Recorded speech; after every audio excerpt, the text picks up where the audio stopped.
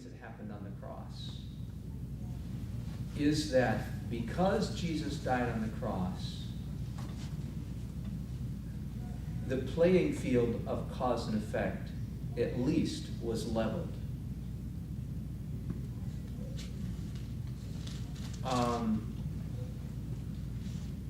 Before the cross, we were fighting a losing battle. We just weren't going to win. Everything was downhill towards sin and death. With the cross, and I'm sure a lot more than this happened, but at least this happened so that now cause-effect is in operation in a fair fight or a fair game. Because Jesus died on the cross, now what we say has an effect. Because Jesus died on the cross, we are now free, authorized, and powerful to operate in cause-effect. You see? Now, I'm sure it's a lot more than this, but this is just one little piece of the puzzle that really does excite me. Because Jesus died on the cross, I can now go into my prayer closet and change the world. Because Jesus died on the cross, I now have authority to grab the lever of the cosmos and shift it. Because Jesus died on the cross, I can now make choices that matter.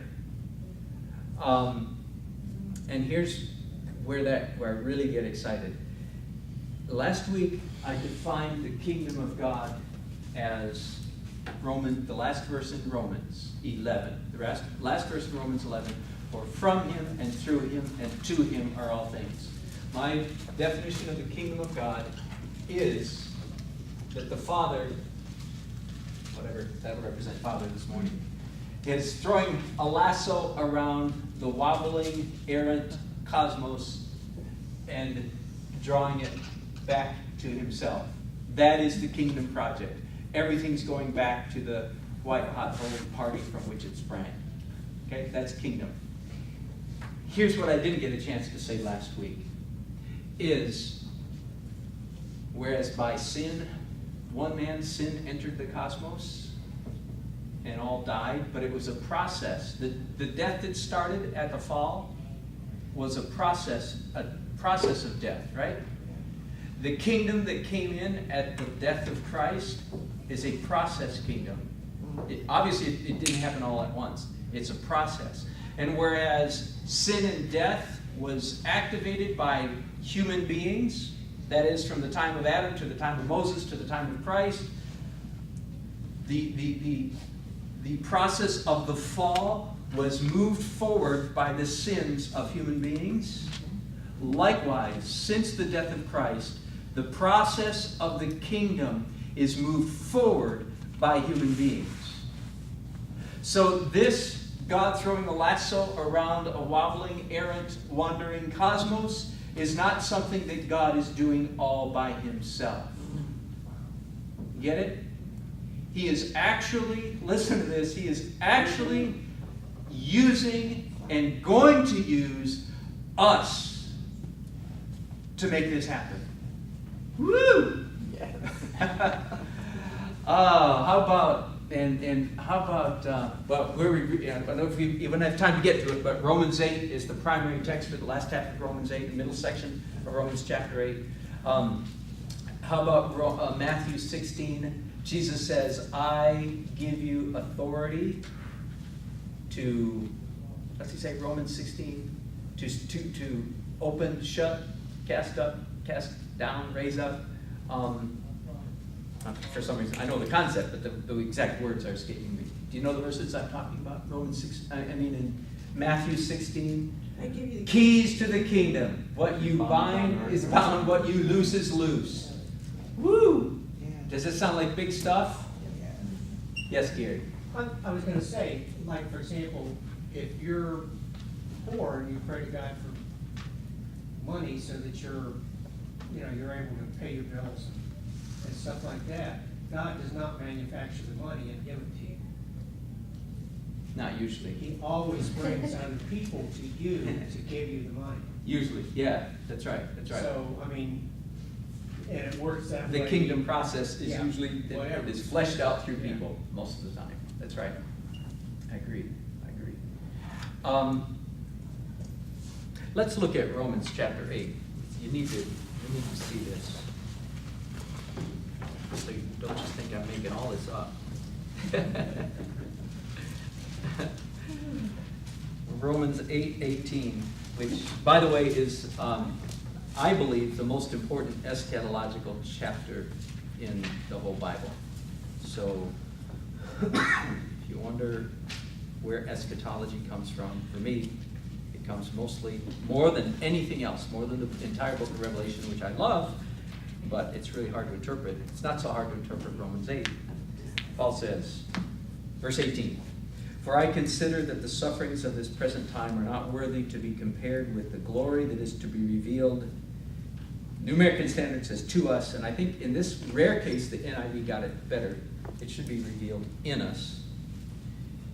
Not worth comparing with the glory that is to be revealed in us. "For the anxious longing of the whole creation waits eagerly for the revealing of the sons of God." Okay? The entire wobbling, wandering cosmos is anxiously waiting for the sons of God to come into their own. For the creation was pushed down, submitted to futility, subjected to futility, not of its own choice.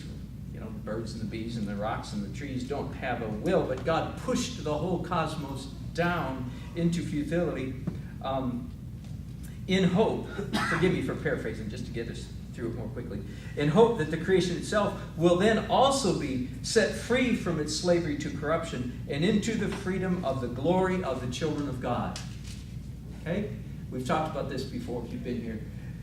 When humankind sinned, it would have been impossible to have a sinning masters of the cosmos living in a cosmos that was not fallen.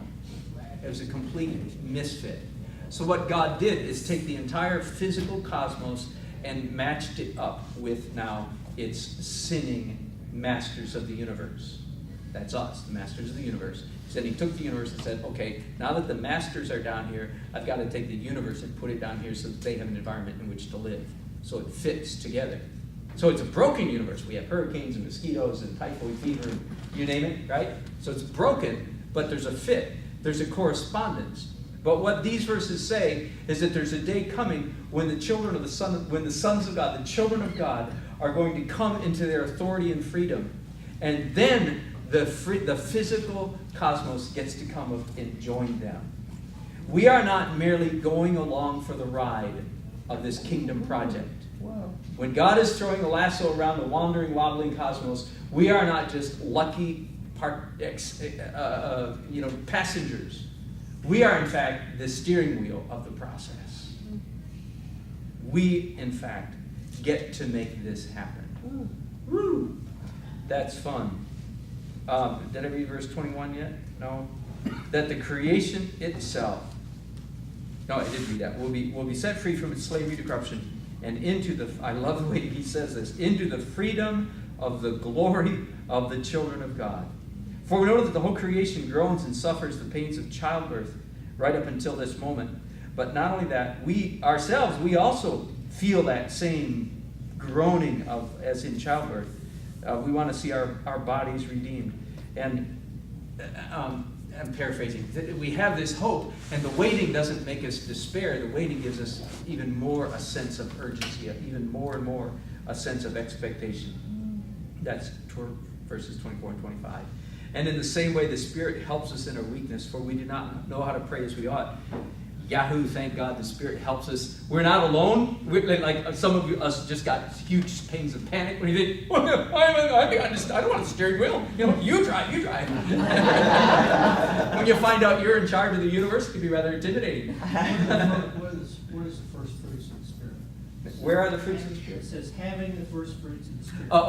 That's talking about having the first fruits. That is resurrection, the coming into our own, coming into our glory. So we are not.